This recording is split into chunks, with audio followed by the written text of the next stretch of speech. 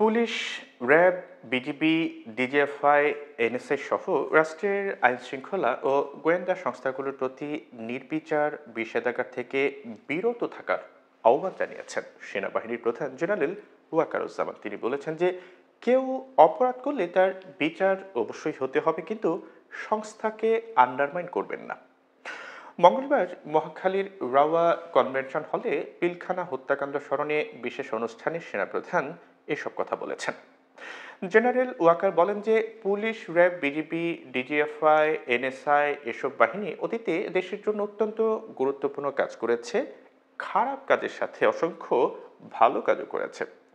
আজকে যে দেশের স্থিতিশীলতা, দেশটাকে যে এত বছর স্থিতিশীল রাখা হয়েছে, এটার কারণ হচ্ছে এই সশস্ত্র বাহিনীর বহু সেনা সদস্য, সিভিলিয়ান সবাই মিলে এই অর্গানাইজেশনগুলোকে, অসামরিক, সামরিক সবাই মিলে এই অর্গানাইজেশনগুলোকে ইফেক্টিভ রেখেছে। সেই জন্য আজকে সুন্দর, এতদিন ধরে আমরা একটা সুন্দর পরিবেশ পেয়েছি।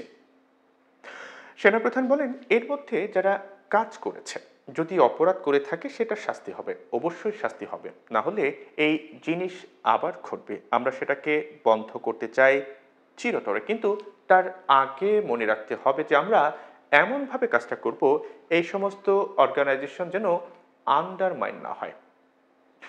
সরকার পতনের পর 7 মাসেও দেশের আইনশৃঙ্খলা পরিস্থিতি নিয়ন্ত্রণে না আসার কারণ তুলে ধরে সেনাপ্রধান বলেন, আজকে পুলিশ সদস্য কাজ করছে না, একটা বিশাল বড় কারণ হচ্ছে অনেকের বিরুদ্ধে মামলা, অনেকে জেলে।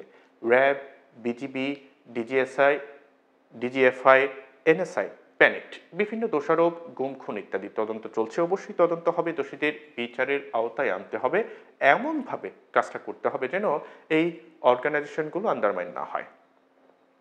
এদিন সেনাপ্রধান আরো বলেন যে এই অর্গানাইজেশনগুলোকে যদি আন্ডারমাইন করে আপনারা মনে করেন যে দেশে শান্তি শৃঙ্খলা বিরাজ করবে, সবাই শান্তিতে থাকবেন, এটা হবে না, সেটা সম্ভব না। আমি আপনাদের পরিষ্কার করে বলে দিচ্ছি।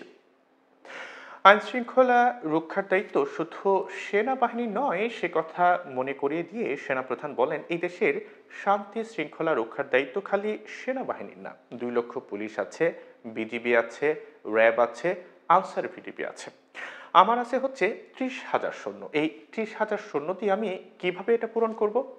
30,000 থাকে, আবার 30,000 চলে যায় ক্যান্টনমেন্টে, আরো 30,000 আসে। এটা দিয়ে আমরা দিনরাত চেষ্টা করে যাচ্ছি।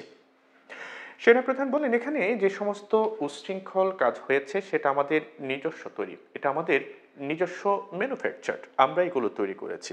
এই বিপরীতমুখী কাজ করলে দেশে কখনো শান্তি শৃঙ্খলা আসবে না, এই জিনিসটা আপনাদের মনে রাখতে হবে।